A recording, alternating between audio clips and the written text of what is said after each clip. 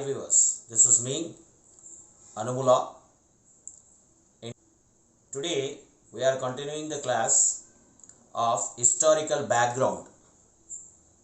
The topic previous class we discussed about the 1861 Council Act. Now the continuation of that Council Act. Today we are discussing about Council Act 1892. In 1861, the British government allowed 6 members to sit in the Executive Council.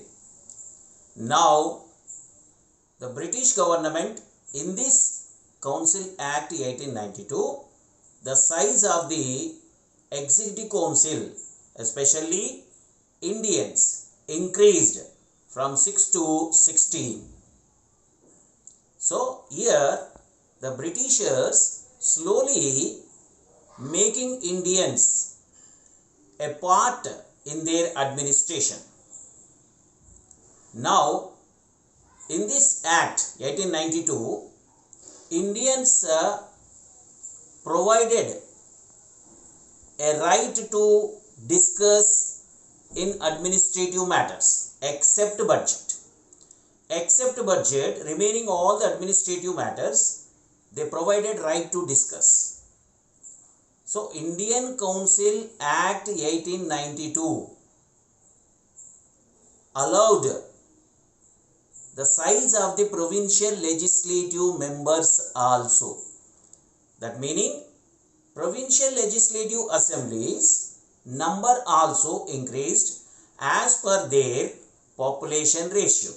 That means, some provincial states have higher number like 50 to 60 members, and some other provincial states they have a lesser number. Depends on the population, the size of the provincial states legislative members also increasing. And mostly these members have no any right to ask questions. Now come to the Indian Council Act 1909, and mostly this act known by Marley-Minto reforms. Marley-Minto reforms. Marley was the then Secretary of State for India and Minto was Viceroy of India.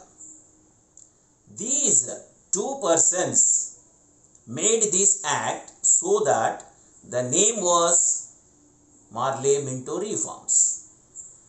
And by this act again the size of the Central Legislative Assembly increased from 16 to 60. Now here you have to observe the size of the Central Legislative size was increasing to appoint Indians, and same as state provincial legislative member size also increasing. And now this act was given a chance to the Indians, even they have a right to discuss about the budget. Now see here, the 3 important things happens in this act.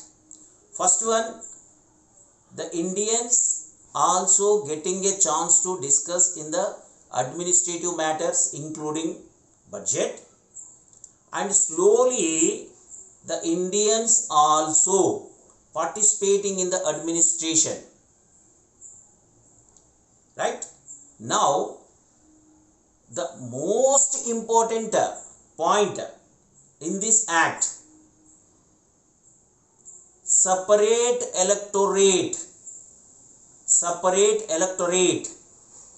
provided to Muslims. Now here a small twist. Why Muslims allotted separate electorate?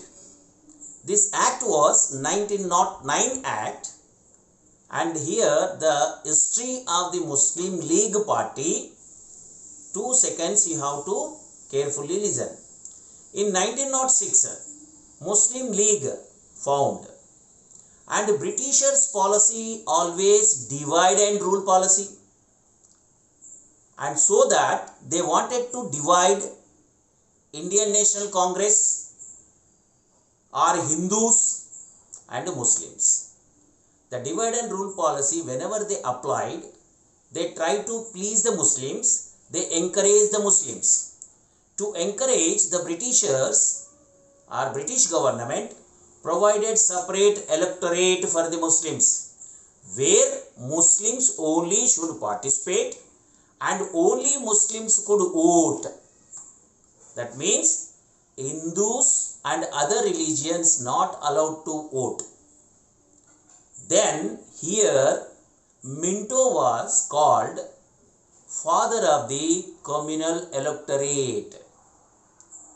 Now here they divided Hindus and Muslims, and slowly Muslim League trying to ask a separate nation. This is the beginning point.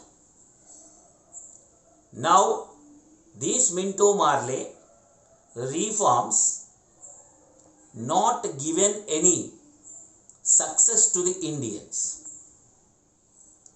Now this 1909 Minto Marley reforms was divided the Muslims and Hindus.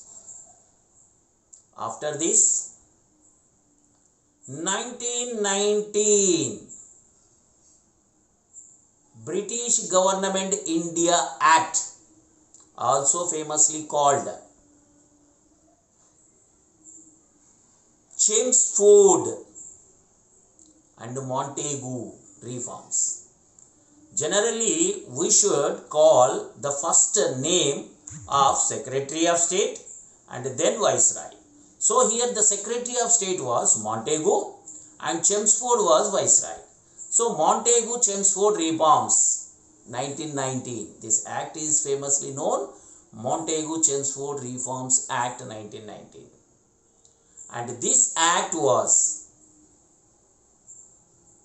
expanded the legislative, central legislative and state legislative. And here the British government was provided division of powers. The division of powers, which generally we called diarchy system, introduced, and bicameralism introduced by this act. And most of the subjects, that means here see, diarchy system and bicameral system, whenever it was introduced, the subject matters also divided to the provinces and central, and in the center the subjects which was very important like defense, currency, foreign policy, these are the things kept under the British officials who are administrated with the help of governors. And the subject matters which is public health, agriculture and local matters, that was provided to the Indian leaders, which were not very important. So by this division they tried to introduce federal system, but they are failed to introduce true federation, right? So that's what here we are, that means our leaders are not satisfied, which actually they accept a true federation. So that here 1919 Act failed to provide the Congress party or Indians which they asked. So friends, here we have to concentrate on these Indian Council Acts more, because here number of questions will be framed. All of you, thank you very much. Good evening. from BBP Creations. This is Anumula. Watch this video and share and like, subscribes. Thank you.